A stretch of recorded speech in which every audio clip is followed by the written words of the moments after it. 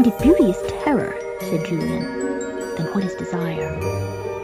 We think we have many desires, but in fact we have only one. What is it? Hi everyone, welcome back to my channel. I'm Skye, and here we talk about medical and science topics in a way that's easier to understand. Before we start, you can grab a drink, a snack, get comfortable, and let's study together. Just a quick note before we dive in, this video is part of a series. In the previous video, I covered cell division and its parts as an overview. In this video, we'll focus on mitosis, and in the next one, we'll move on to meiosis.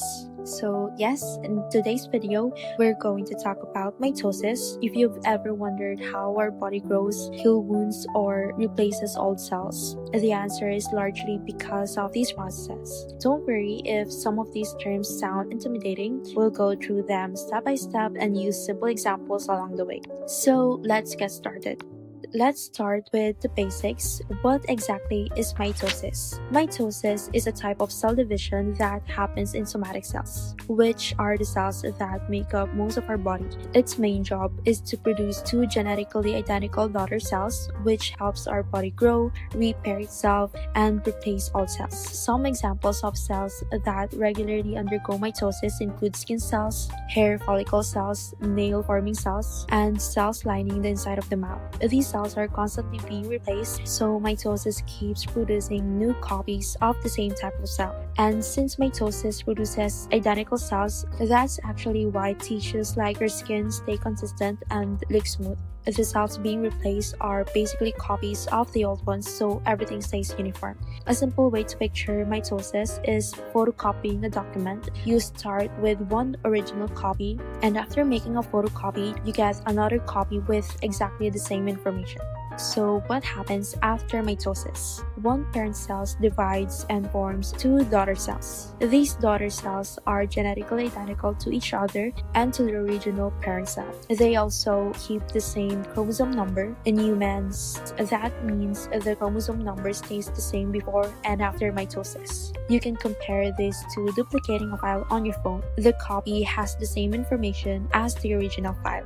Before a cell can divide, it has to prepare first. This entire process is called the cell cycle. Most of the cell's life is actually spent in interphase. During G1, the cell grows. During the S phase, it copies its DNA. Then during G2, it makes final preparations before division begins. Honestly, it's like preparing for an exam. You don't just show up and take the test. You spend time studying, reviewing, and getting everything ready beforehand.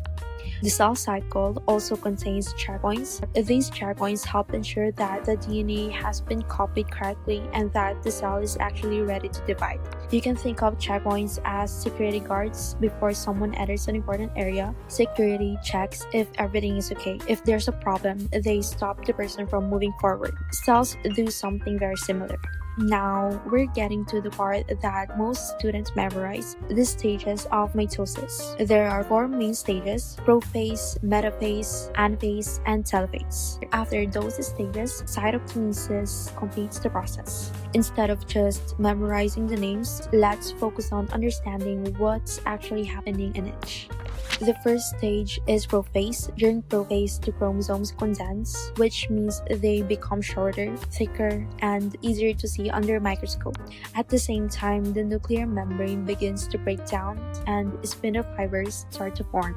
A good way to picture this is packing your belongings before moving. Everything is being organized and prepared before the actual separation happens. Next is metaphase. During this stage, the chromosomes line up at the center of the cell and spindle fibers attach to them. Imagine a teacher asking students to line up before splitting them into groups. Having everyone line up first helps make sure that groups are divided evenly. That's exactly what the cell is trying to accomplish. Now we move to anaphase.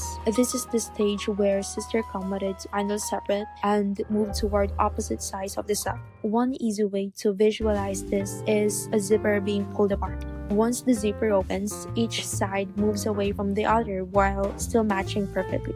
By the end of anaphase, each side of the cell has its own complete set of genetic information. After anaphase comes telophase. At this stage, the chromosomes have reached opposite ends, or poles, of the cell. The nuclear membrane begins to reform around each set of chromosomes, and the chromosomes start to uncoil and becomes less condensed. You can think of like setting up two offices after one company has split into two branches. Each new office now has its own complete set of files and can start functioning independently. Once telophase is complete, we move on to cytokinesis. Cytokinesis is the division of the cytoplasm. This is the step where the cell physically splits into two separate daughter cells. A simple way to picture it is cutting a pizza into two equal slices. Before the cut, there was one whole pizza. After the cut, there are now two separate pieces. At the end of cytokinesis, mitosis is officially complete. Now let's connect mitosis to something important in the body, stem cells. Stem cells can divide and make more stem cells, a process called self-renewal.